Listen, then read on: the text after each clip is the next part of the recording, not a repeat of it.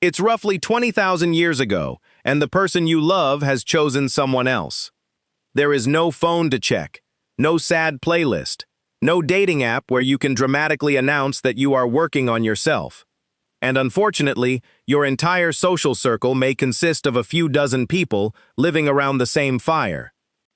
So avoiding your ex might mean sitting 3 meters farther away. Awkward. But beneath the joke is a serious question. What did heartbreak actually feel like before civilization? The frustrating answer is that Stone Age humans left us bones, tools, pigments, burials, and campsites. But absolutely zero breakup diaries. Nobody scratched onto a cave wall. She left me for Grook. Worst winter ever. So we cannot honestly know what one rejected hunter felt 20,000 years ago. What we can do is look at the earliest people who wrote romantic pain down and use them as a window into emotional machinery that is probably much older than writing itself. Imagine our prehistoric couple again. You lose someone you are deeply attached to. You cannot move across the country. You cannot block them. Tomorrow morning, they may still be eating beside the same fire. And in a group that small, there is a decent chance everybody already knows. Human beings are wonderful. Ancient Egypt gives us one of the earliest detailed glimpses of lovesickness. Around 3,200 years ago, during Egypt's New Kingdom, scribes copied collections of love poetry onto documents including Papyrus Harris 500. And these poems are surprisingly personal. People long for someone who is absent. They lose interest in ordinary pleasures. They describe love almost like an illness. One Egyptian poem even plays with the idea that something normally sweet can taste bitter when the person you desire is missing. So apparently heartbreak could ruin your mood and your snacks. Impressive efficiency.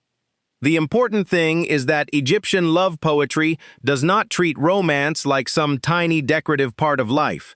Desire affects the body, attention, appetite, and daily behavior. That matters when we think about prehistory. A hunter-gatherer did not need to understand hormones or attachment theory to notice that losing a partner made everything feel wrong. And, unlike today, getting some space could be difficult when your entire community was roughly the size of a modern group chat. Then we reach the Greek poet Sappho, active around 600 BCE. Sappho describes watching the person she desires sitting close to someone else. Her reaction is not calm. Her speech fails. Heat spreads under her skin. Her ears pound. Her vision changes. She sweats. She shakes. Could romantic stress actually make the body feel physically terrible? Yes. Yes, it could. Sappho was not writing a medical textbook. She was describing jealousy and desire with the accuracy of someone whose nervous system had just declared an emergency. Basically, she is the ancient version of your friend saying, "I'm fine," while visibly becoming less fine every second. And that is one of the strongest clues in this whole story. Heartbreak was not just a poetic idea. People felt it in their bodies. Now imagine that same reaction 20,000 years earlier. Your partner starts spending more time with someone else. You notice immediately because there are only 30 people around you and subtlety has left the cave. You still have to gather food together. You still have to share shelter. You may even have to cooperate with the new couple. There is no contact phase. There is just contact. Constant contact. Rome, naturally, decided this emotional disaster needed a manual. Around 2 CE, the poet Ovid wrote Remedia Amoris, Remedies for Love, basically an ancient guide to getting over someone. Ovid was the Roman version of that friend who has survived several catastrophic relationships and has now promoted himself to therapist. His advice was surprisingly recognizable. Stay busy. Do not sit around feeding the obsession. Stop idealizing the person. Remember their flaws. In other words, your ex was not a divine masterpiece. You just edited the memories. That is psychologically interesting, because it shows that ancient people understood something very modern. Heartbreak can keep itself alive. You remember the best moments. Then you replay them. Then you make the person even better inside your head. And suddenly you are suffering over a relationship that partially exists only in memory. Ancient Rome built roads across an empire, but apparently nobody discovered a highway around missing the wrong person. Here is the modern contrast. Takotsubo syndrome, often nicknamed broken heart syndrome, was first formally described in Japan in 1990. Extreme emotional or physical stress can temporarily affect the heart's function.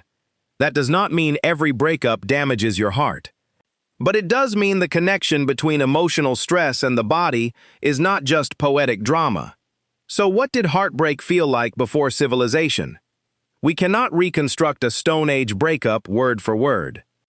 But once humans began writing about lost love, they described jealousy, shaking, appetite changes, intrusive memories, longing, and the desperate wish to stop caring. Those reactions did not magically appear when someone invented papyrus. The safer explanation is that the emotional system behind attachment and loss is far older than the documents that preserve it.